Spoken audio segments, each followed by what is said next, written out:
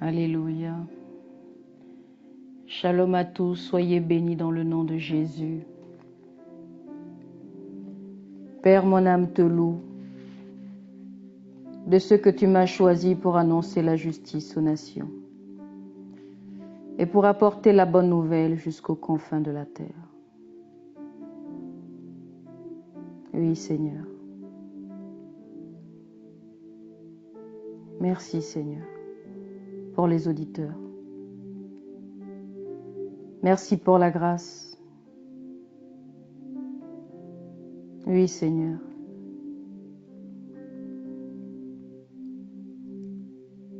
C'est en Sion que le chrétien a sa place auprès de Christ. Oui, Seigneur. Merci, Seigneur, pour la ville de Jérusalem, où l'arbre de vie est planté. Oui, Seigneur. Merci pour la promesse de la vie éternelle au nom de Jésus. Bien-aimé, le thème de ce matin, la ville de Jérusalem. Je lis la parole de Dieu dans le nom de Jésus. 1 Chroniques 17, versets 7 à 8. David s'établit dans la forteresse. C'est pourquoi on l'appela Cité de David. Il fit tout autour de la ville des constructions depuis Milo et aux environs, et Joab répara le reste de la ville. Que Dieu bénisse sa parole.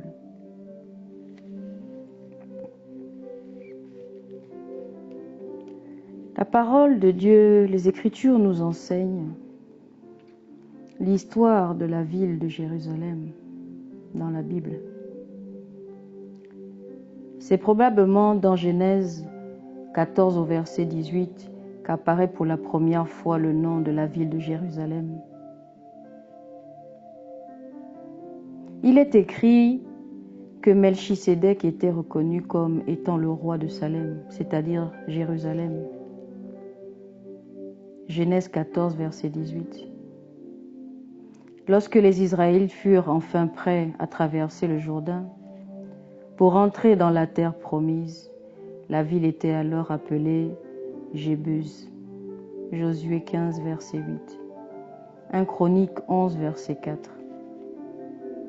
Pendant la conquête de la terre promise sous la conduite de Josué, la ville ne fut jamais prise et elle demeura aux mains des Cananéens jusqu'à l'avènement du roi David. C'est l'armée du roi David qui prit d'assaut la ville et s'en empara avant que le nouveau roi en fasse sa capitale. 2 Samuel 5, versets 5 à 7. 1 Chroniques 11, versets 4 à 7. Oui, bien-aimé, Jérusalem fut la capitale politique d'Israël pendant toute la période où le royaume demeura uni. Et elle devint ensuite la capitale du royaume de Juda, au sud. Salomon, le successeur de David, construisit le temple du Seigneur dans cette ville. 1 Roi 5 à 8. 2 Chroniques 2 à 5.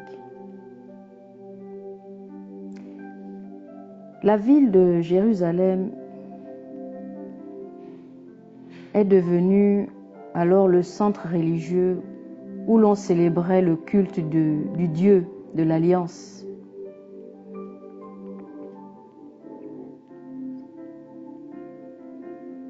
Nebuchadnezzar, le roi de Babylone, assiégea la ville et la détruisit ainsi que son temple. Jérusalem restait en ruine jusqu'à ce que les Juifs reviennent de leur exil. À leur retour de Perse, ils rebâtirent à la fois la ville et le temple. À l'époque du Nouveau Testament, Jérusalem était devenue le centre politique et religieux de la vie des Juifs.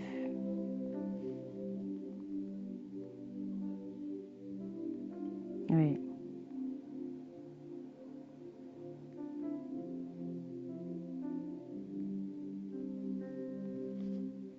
Lorsque David a fait de Jérusalem sa capitale, la ville a commencé à porter différents noms qui avaient un rapport avec son caractère.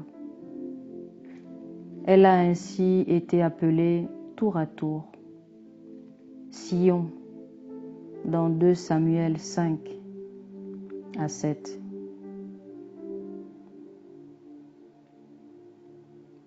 La cité de David, un roi, 2, verset 10. La ville sainte, Néhémie 11, verset 1er. La cité de Dieu, Psaume 46, verset 5. La ville du grand roi, Psaume 48, verset 3. Ville de la justice, la cité fidèle, Ésaïe chapitre 1er, verset 26. Ville de l'Éternel, Ésaïe 60, verset 14.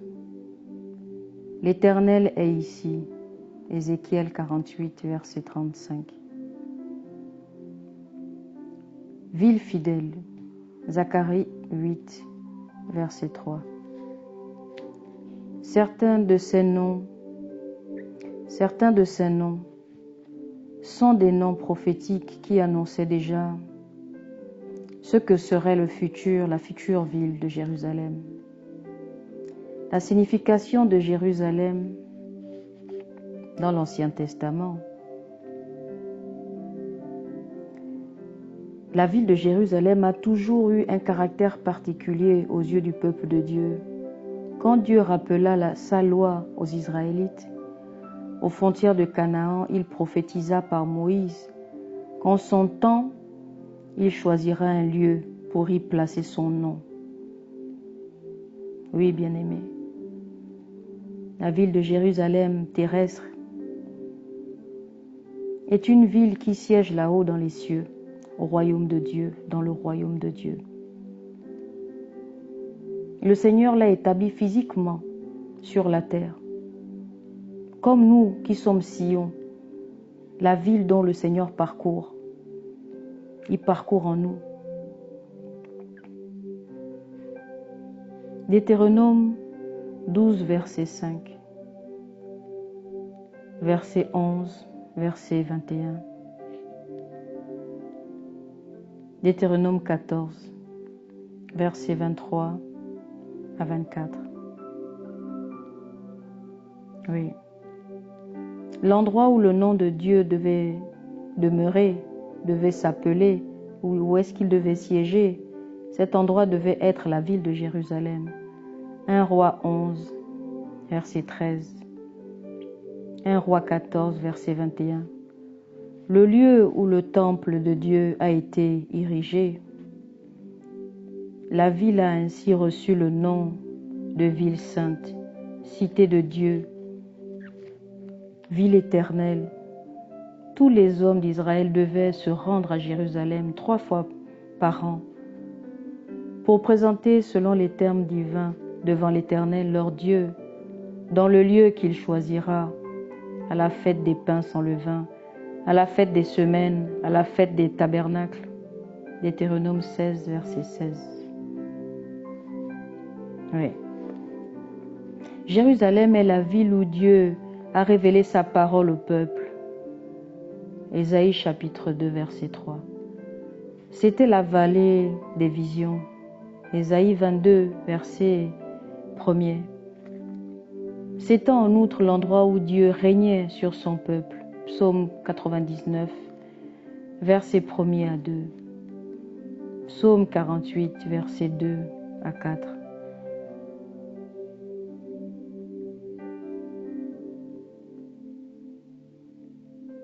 Quand les Israélites priaient, ils devaient le faire, les regards tournés vers la ville. 1 Roi 8, verset 44. Daniel 6, verset 10. Les montagnes qui entouraient la ville étaient un symbole du Seigneur qui entourait son peuple dès maintenant et à jamais. Psaume 125, versets 1er à 2. Ainsi donc Jérusalem était la base, le symbole de tout ce que Dieu avait voulu pour son peuple. Chaque fois qu'ils se trouvaient à Jérusalem, les Israélites devaient se rappeler la puissance de Dieu qui les dirigeait, sa sainteté, sa fidélité envers son peuple, son engagement éternel à être leur Dieu. Amen. Quand le peuple d'Israël a mis un terme à sa relation avec Dieu, en s'adonnant régulièrement à l'idolâtrie et en refusant d'obéir à ses commandements, bien-aimés, le Seigneur est l'idolâtrie. Il est l'idolâtrie. C'est une insulte à la puissance de Dieu, au trône de la grâce, l'idolâtrie. Oui. Le Seigneur a permis aux Babyloniens de détruire Jérusalem et le temple en permettant que ceux qui symbolisaient sa présence depuis fort longtemps soient détruits. Dieu voulait montrer qu'il se retirait lui-même du milieu de son peuple.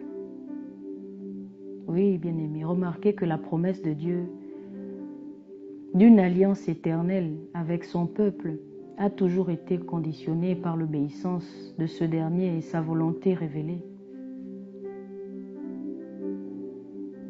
Dieu rappelait à son peuple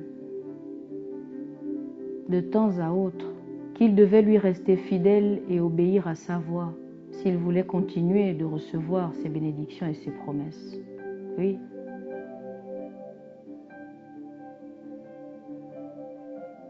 Jérusalem, pour une église chrétienne, la ville de Jérusalem est une ville importante aux yeux de l'église chrétienne. Jérusalem est le lieu de naissance du christianisme. C'est là que Jésus a été crucifié et qu'il est ressuscité d'entre les morts. C'est également à Jérusalem que le Christ élevé a déversé le Saint-Esprit sur les disciples le jour de la Pentecôte. Acte 2. C'est à partir de cette ville que le message de l'évangile de Jésus-Christ a été annoncé jusqu'aux extrémités de la terre. Acte chapitre 1er, verset 8. Luc 24, verset 47. L'église de Jérusalem a donc été l'église mère de toutes les églises, ainsi que l'église d'origine des apôtres. Acte chapitre 1er, verset 12 à 26. Acte 8, verset 1er. Quand éclata la controverse sur le fait de savoir si les gentils qui croyaient en Jésus devaient être circoncis, c'est Jérusalem qui a accueilli le premier concile de l'Église chargé de résoudre la question. Acte chapitre 15, verset 1er à 31, Galates 2, verset 1er à 10. Oui. D'une manière générale, accepter la valeur qu'a ordonnée à Jérusalem. L'Ancien Testament a donné une valeur à Jérusalem tout en changeant l'application.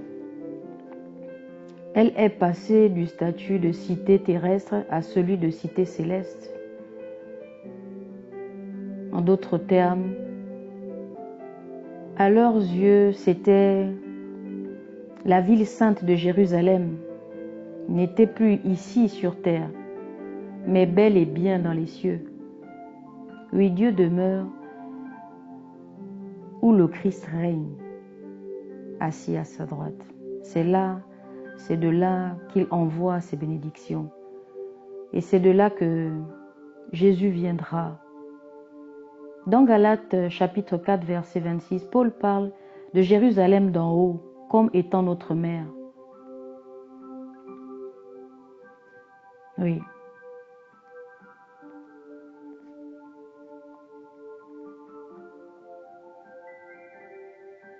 Lorsque nous nous approchons de Jésus-Christ pour obtenir le salut, nous devons nous approcher. Nous ne devons pas nous approcher d'une montagne terrestre.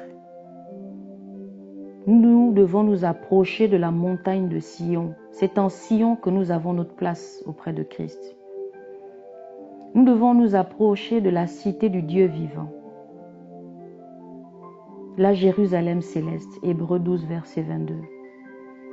Au lieu de préparer une résidence terrestre aux croyants, Dieu s'occupe de préparer la nouvelle Jérusalem qui un jour descendra du ciel d'auprès de Dieu. Préparée comme une épouse qui s'est parée pour son époux. Apocalypse 21, verset 2, Apocalypse 3, verset 12. Oui, en ce grand jour, les promesses de l'alliance de Dieu seront pleinement réalisées. Voici le tabernacle de Dieu avec les hommes. Il habitera avec eux et ils seront son peuple. Et Dieu lui-même sera avec eux. Apocalypse 21, verset 3. Dieu et l'agneau régneront pour toujours sur Jérusalem, la ville sainte. Apocalypse 22, verset 3. La Jérusalem terrestre conserve-t-elle un rôle dans le royaume millénaire de Dieu? Ésaïe parle de nouveaux cieux et d'une nouvelle terre. Ésaïe 65, verset 17. Avant de faire remarquer d'une manière particulière que Jérusalem actuelle connaîtra son plein accomplissement. Alléluia. Ésaïe 75 concerne les conditions qui prévaudront pendant le millénium. La plupart des croyants croient que lorsqu'il reviendra pour établir son règne millénaire, Christ établira son trône dans la ville de Jérusalem. Apocalypse 20, versets 1er à 6.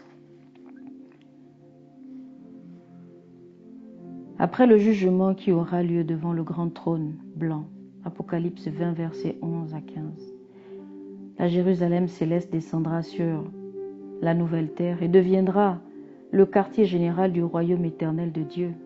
Apocalypse 21, verset 2. Bien-aimés,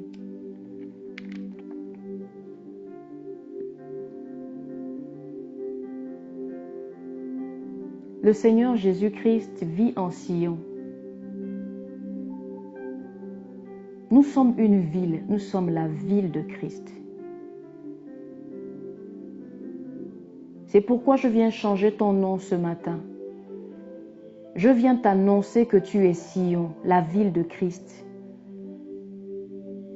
La ville qu'il parcourt. Il parcourt chaque mètre de Sion. Il parcourt en toi. Oui. De la plante de pied jusqu'à la tête, le Seigneur parcourt la ville que tu es. Mets ta confiance en lui.